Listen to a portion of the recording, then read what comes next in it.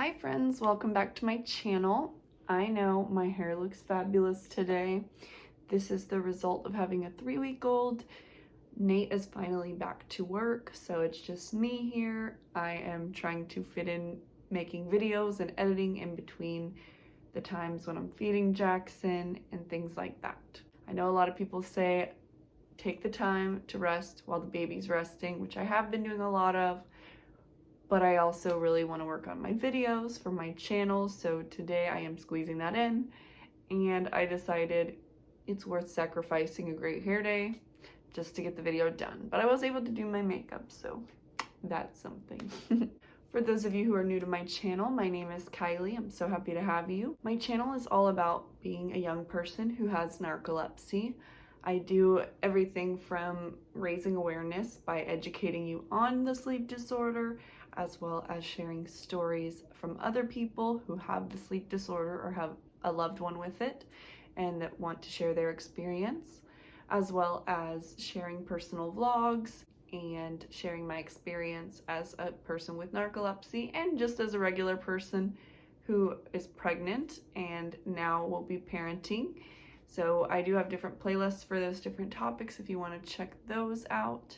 And I do also make videos on random things that I like to do, such as crafting, baking, trying new recipes, things like that. So if any of that interests you, I would appreciate it if you would consider subscribing to my channel and liking this video.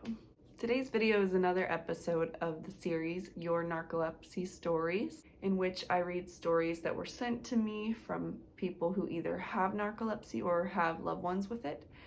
And I read the stories for the first time on camera here with you so you can get my genuine reaction and response. And I do this in order to make others feel related to help raise awareness. And if you don't have any interest in narcolepsy, if nothing else, it can be a form of entertainment for you. If you're like me, sometimes I just like to have something playing in the background. So I watch different types of videos. I don't have to specifically relate to it. For example, if you were watching this while you're washing your face or whatever. So that's why I say that you can still find this entertaining even if you don't have the sleep disorder or have no interest in it. Also, my intention with this series was to upload once a week, every Tuesday, a new video. I did slip and not upload one last week, and honestly, I have a 3-week-old, so I'm doing well to get done what I have been getting done so far as videos go. So I'm giving myself grace. Honestly, my channel is so small and I'm sure there's very few people that even watch, that I'm sure nobody even missed not having a video that week. But for those of you who do enjoy these videos, I'm happy to present a new one for you today. With all that intro stuff out of the way, let's get into today's story. I'm a 30-year-old female and my story is a bit unique. Ever since I was a child, I had always been overly tired and needing naps. Once I hit puberty and began high school, my symptoms had begun to get worse.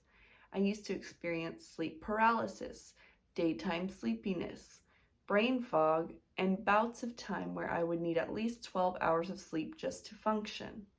Side note, for certain symptoms that are mentioned that you may be thinking, what are those things they're talking about? I do have a video that you can check out that's all about the symptoms of narcolepsy if you want more detailed info on those. She says, I even get insomnia. I lived life thinking that I was just a wimp because I assumed everyone else felt the same way I felt. I always felt I wasn't quite right, but being scared and shy to speak up, I kept it inside, which led to depression, which I also kept inside. For most of my life, I had masked just to fit in, but it seemed like any type of stress made my symptoms worse.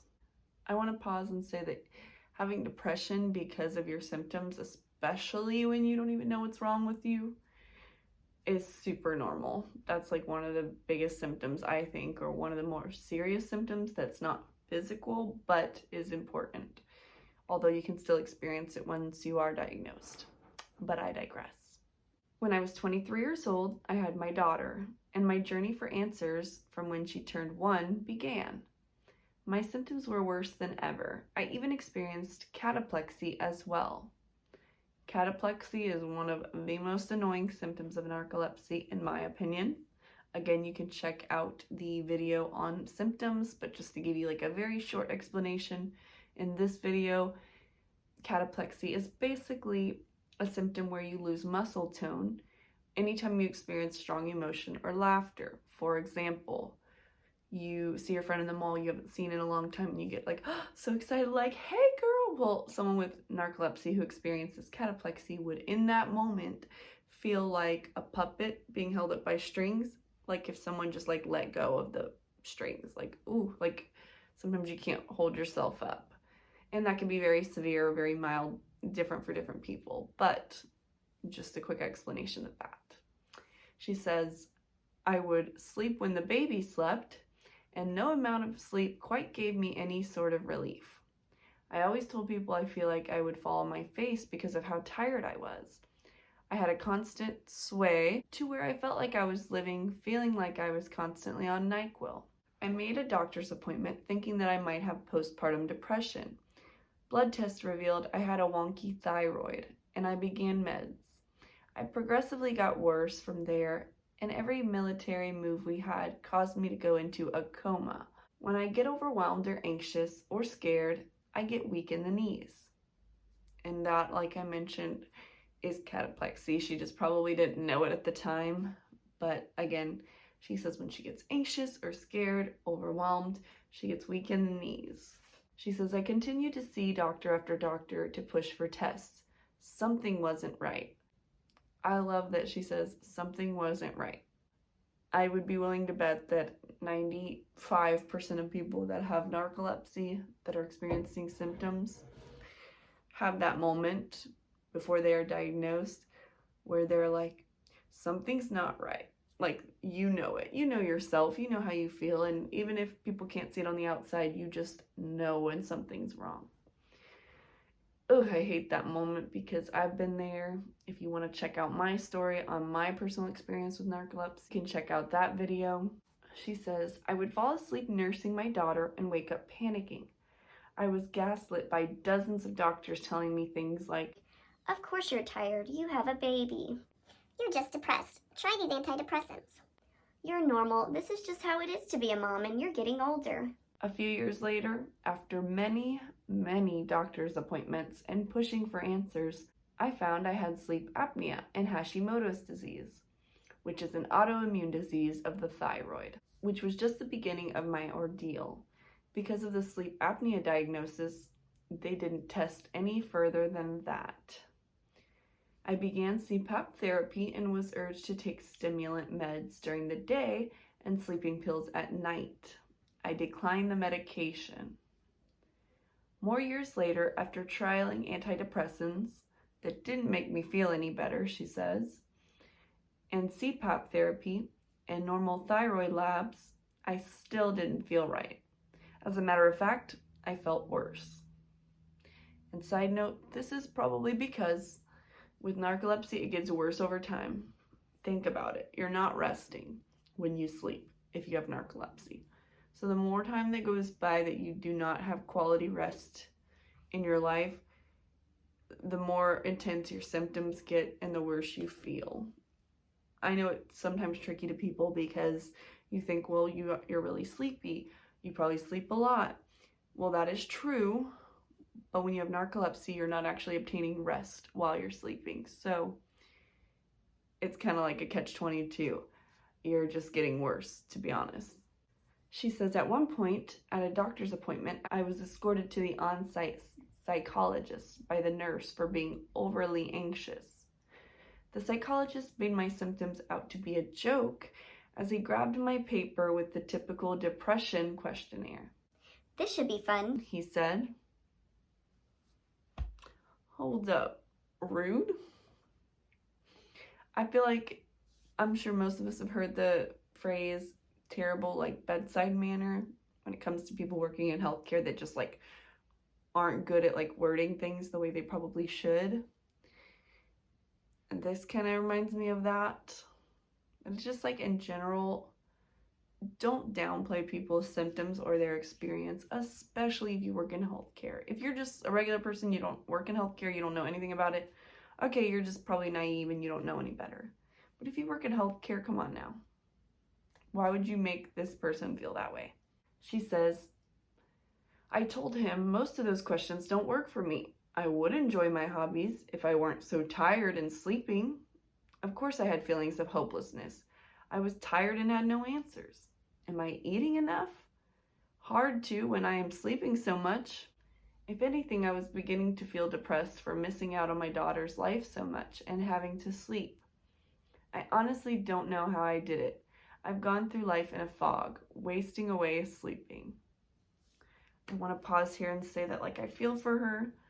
I'm a brand new mom, but even not being a mom, I get it. When I didn't have a diagnosis and wasn't treated for my narcolepsy, I felt the same way. I was like so hopeless. You're like, yeah, I was a normal before. I used to love doing this, that, and the other, but now I don't because I feel so terrible all the time. And also, you do feel like you're wasting your life away. And then you feel like it's so out of your control, which it is. I mean, people on the outside don't see that because you look fine, but you don't feel fine. So I feel for her. Let's continue. She says, years later, and moving to the East Coast, my daughter, 5 years old at this point, I had found a neurologist who handles my migraines and sleep apnea, talked me into trying a stimulant. I did okay on it, but it was hit or miss most days. It surprisingly made me more sleepy, but helped me focus during the day. Upon a visit from a friend in 2021, I had a friend tell me, You sound like you have ADHD. because by this point I had a slew of issues, not just with sleep, but everything in my life. I couldn't function as a normal person. Those who have ADHD know what I'm talking about. But being that this stimulant made me calm, I was suspicious.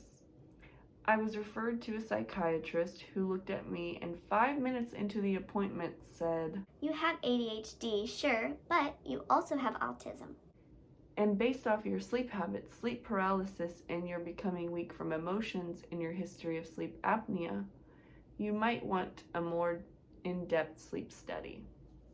I'm going to pause there. I don't even know what happens next, but thank God that they suggested a sleep study. That is that golden moment when you either do a sleep study or just someone suggests it, because that is a surefire way to know if you have narcolepsy or not. And until you do a sleep study, you are not going to know.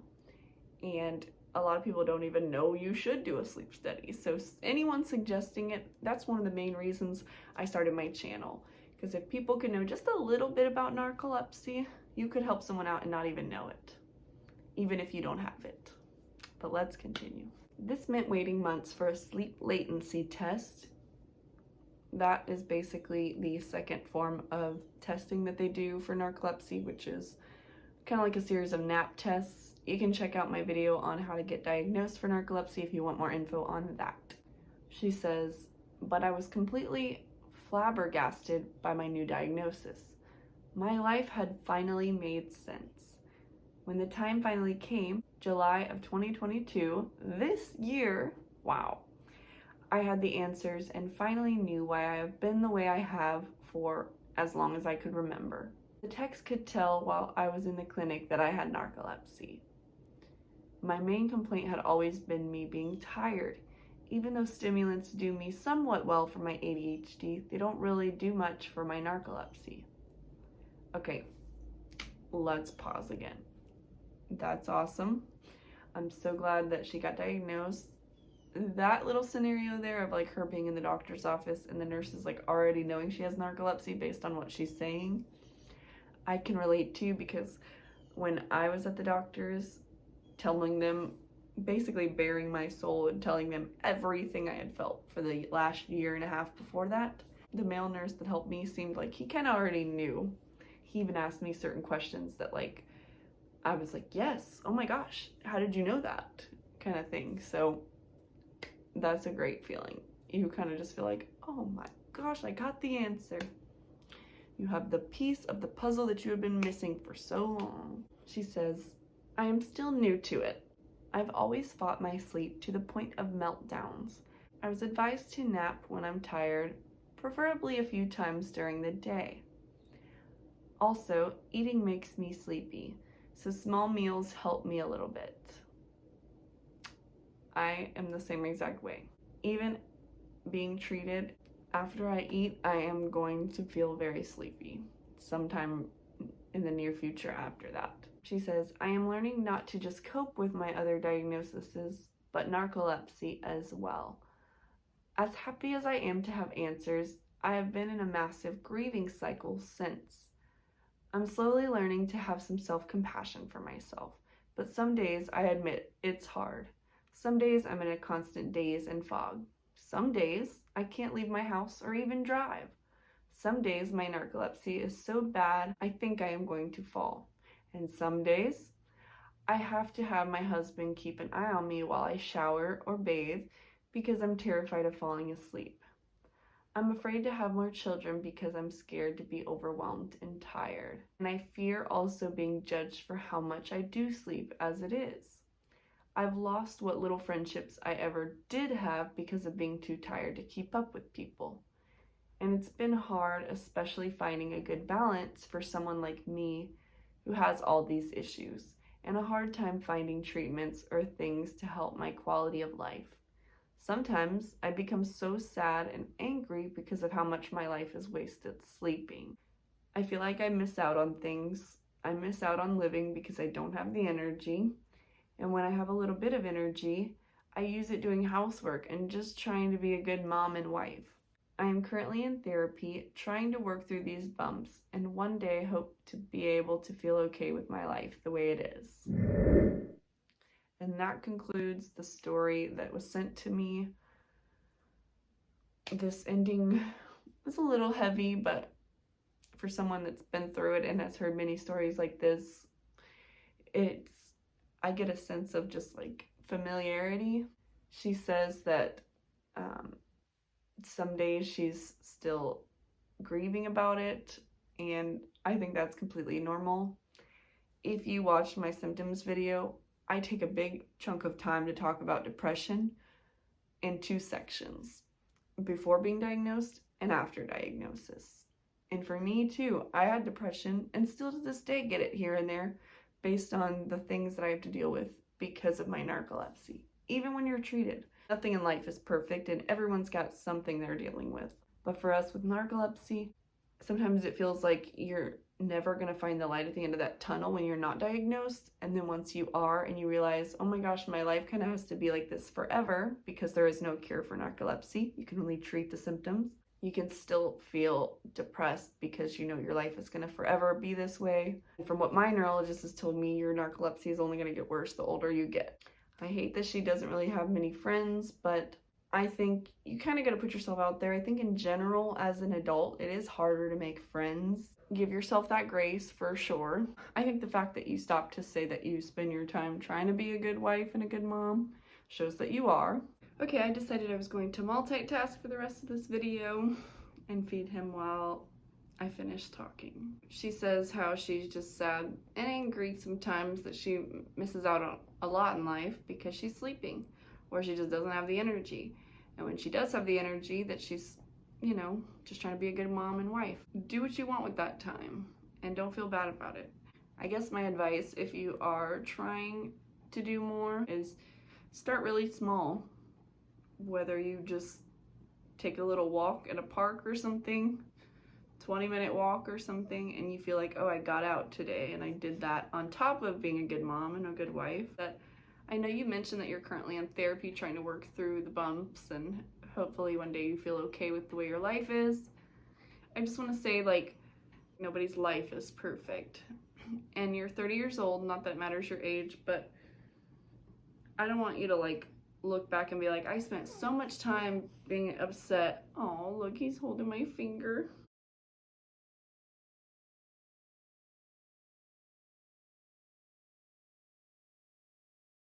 Okay, sorry. That was just too cute. You gotta soak in the little moments, as they say. But I was just saying that I don't want you to look back on your life and think, wow, I spent so much time being sad and angry about the way my life is. that I didn't live it. You know what I mean? And you know how they say there's this such thing as like a fourth trimester? I feel like I'm definitely in that because I could cry at anything. Like, just giving you this advice makes me a little emotional, but it's so true. Like, I'm 28. I'll be 29 before I know it, so we're not far off in age. And I've been dealing with my narcolepsy for 10 years now. And trust me, I feel you when I say that there have been so many times that I'm like, I wish I didn't have this to deal with. I wish this, I wish that. I hate that I have to deal with this. You know, this can hold me back in this way, that way, etc. But I mean, it can always be worse, and I know sometimes you don't want to hear that. The fact that you're able to wake up today and see the day, you have a husband and a child who you love and care about, and there's so much opportunity out there in each day. I really don't want to sound cheesy, but it's so true. Like, you know, you can either focus on like the worst parts, or you could, you know, take them with you and try to focus on the good parts. And the cool thing is, like, you have people like me or other people in the narcoleptic community that can relate in many ways. So you don't have to feel completely alone. I don't know if you are actually doing treatment. I know you said you're in therapy, but I don't know if you're like taking medication for your narcolepsy. I guess if, as your narcoleptic friend, that would be my only suggestion, is try something out. If you don't like it, stop taking it. But I will say, for me personally, treatment has been so helpful. It's taken my quality of life from like 30% to about 85%, I would say. It's not perfect, but I'm so thankful for what it's done for me. In particular, I am a Xywav person, so I know everyone's different. There's a lot of different medications out there. There's uppers and downers, as I call them, but that's my suggestion to you. I'm glad that we have this community of people with narcolepsy so that we can help each other to feel related to. So we know we're not alone, but I think we should encourage each other to harp on the good parts of your life and really appreciate those things. And yeah, if we want to rant or talk about the inconveniences and the bad parts and the parts that get to us emotionally, physically, mentally about our narcolepsy, then I'm glad we have each other for that. That's all for today's story. If you or a loved one has narcolepsy and you'd like to share any experiences you may have had with narcolepsy, please send it to the email below in the description. I'll also put it on the screen here. Whether it is a story like today's, a rant about a situation you're dealing with, or if you have an advice request, all of those are welcome, and I would be happy to share it anonymously. If you enjoyed today's video, I would greatly appreciate it if you would consider subscribing to my channel if you're not already. Share it with a friend if you are someone with narcolepsy, as you know the importance of spreading awareness. And other than that, I hope you have a great rest of your day or night, and I will see you in the next video. Bye.